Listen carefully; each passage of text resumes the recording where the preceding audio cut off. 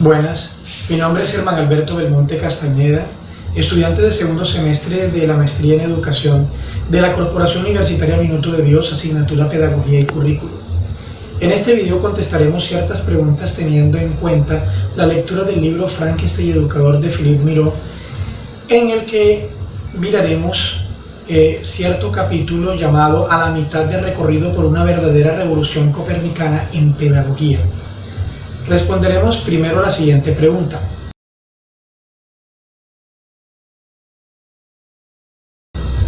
¿Qué aspectos replantea de los supuestos teóricos que conocía sobre educación y pedagogía?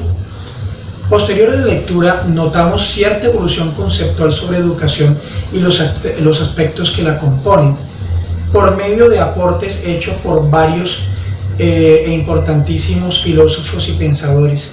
Me sorprende en esta lectura ya que encuentro información importante y algunas coincidencias en el desarrollo de la enseñanza y aprendizaje dirigida a mis estudiantes.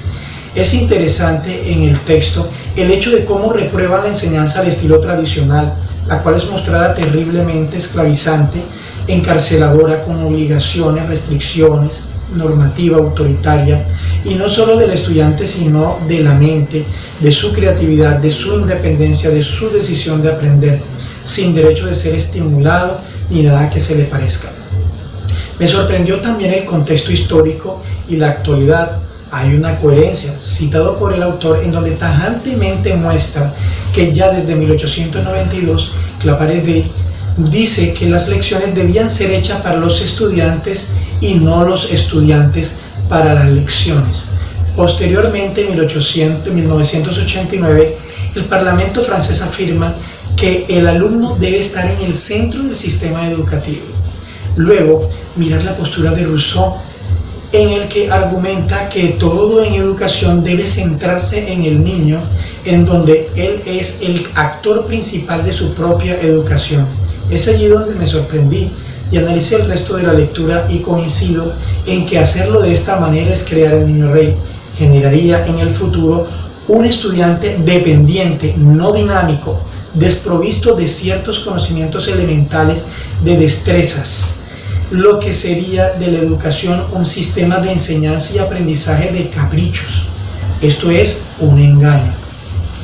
La presentación del estudio como cúmulo de conocimientos extraídos, situados en los textos y en internet, hoy en día, me recuerda que en un tiempo lo hice de esa manera. Desde hace otro tiempo, y en especial el semestre pasado, vengo en un proceso.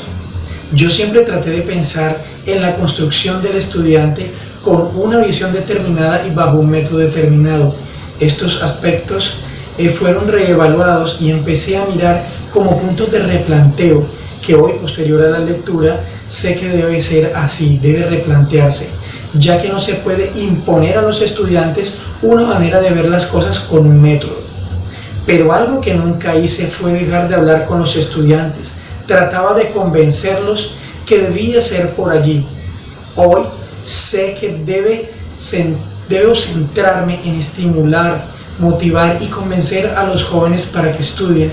También se debe integrar en esta dinámica el aspecto social y familiar, en el que encuentre el punto de interés para que genere la necesidad de aprender. Importante, el que ya no hay que transmitir el conocimiento, sino que contribuir a que el joven lo construya.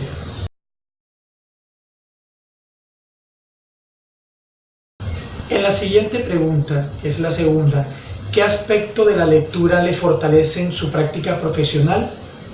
El hecho de convencernos de que el estudiante no es un objeto en construcción, sino un sujeto que se construye. El estar preparado, que los estudiantes nos pongan a prueba y nos confronten fuertemente, y que en dicho caso no debamos excluirlos ni ponernos en la misma posición de ellos.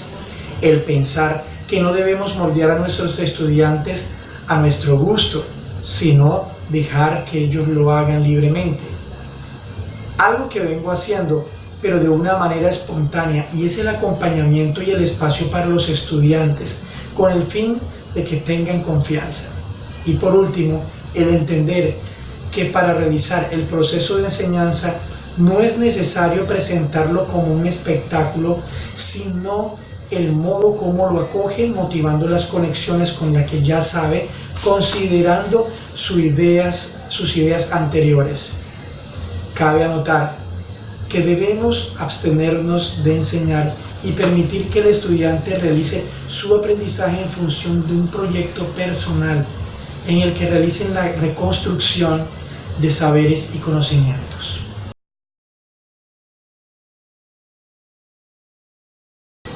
En la tercera pregunta, ¿qué tensiones o dilemas le plantea el texto en su vida personal y profesional? Es escapar del reto de la fabricación, es abstenerse de enseñar y dejar que los estudiantes realicen su aprendizaje en función del proyecto personal. Estoy repitiendo lo mismo porque vale la pena. Es el saber que hay que hacer que los estudiantes aprendan, es decir, hay que llevar a que el mismo estudiante tome la decisión de aprender, ya que aprender duele. Es entender la sensibilidad y ver la importancia de acompañar al estudiante y crearle un espacio apropiado en donde sienta la libertad y la confianza para aprender. Además, proporcionar los elementos para que lo haga de la mejor manera.